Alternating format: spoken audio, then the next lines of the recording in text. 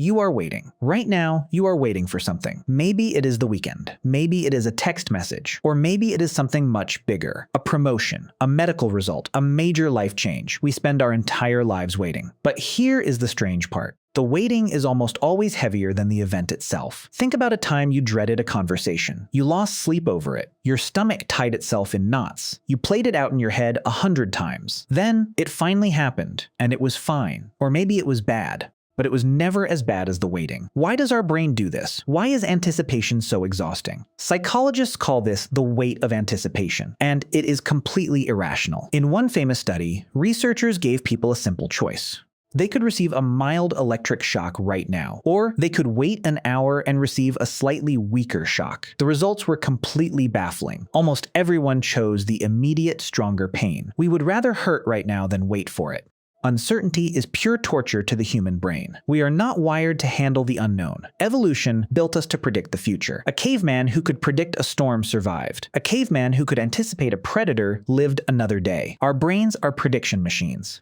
When we cannot predict the outcome, the machine overheats. It spins out of control. It creates nightmare scenarios. It prepares you for the absolute worst. This was great for surviving the Ice Age, but it is terrible for modern life. We live in a world overflowing with information, yet we are starved for certainty. You send an email and watch the screen. You wait for the 3 little typing dots. Those dots hold immense power over your nervous system. Your heart rate increases. Your breathing gets shallow. You are experiencing the exact same biological stress response as an ancient hunter listening to a rustling bush. But there is no tiger. There is just an empty inbox. The human body is not meant to sustain this. Cortisol floods your system. It is meant to give you a quick burst of energy to run away, but you cannot run away from a delayed flight. You cannot punch a pending job offer. The stress hormone just sits there. It stews in your blood. It eats away at your physical health. The anticipation of the threat becomes far more damaging than the threat itself. But it's not just about fear. Anticipation ruins good things too. Have you ever looked forward to a vacation for months?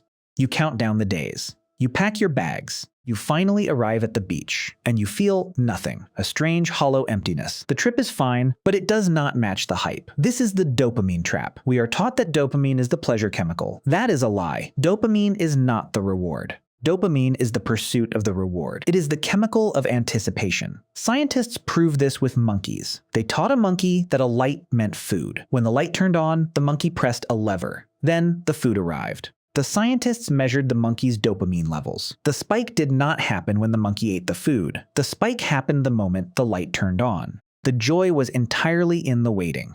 The reward itself was just the end of the game. Once the food was eaten, dopamine levels crashed. Once you understand this, the modern world makes terrifying sense. Everything is designed to keep you anticipating. Social media notifications are exactly like that light. A red dot appears. Your dopamine spikes. You open the app. The feeling vanishes. You are left scrolling, chasing the next spike. Online shopping works the exact same way. The thrill is not owning the item. The thrill is the checkout screen. It is tracking the package on a digital map.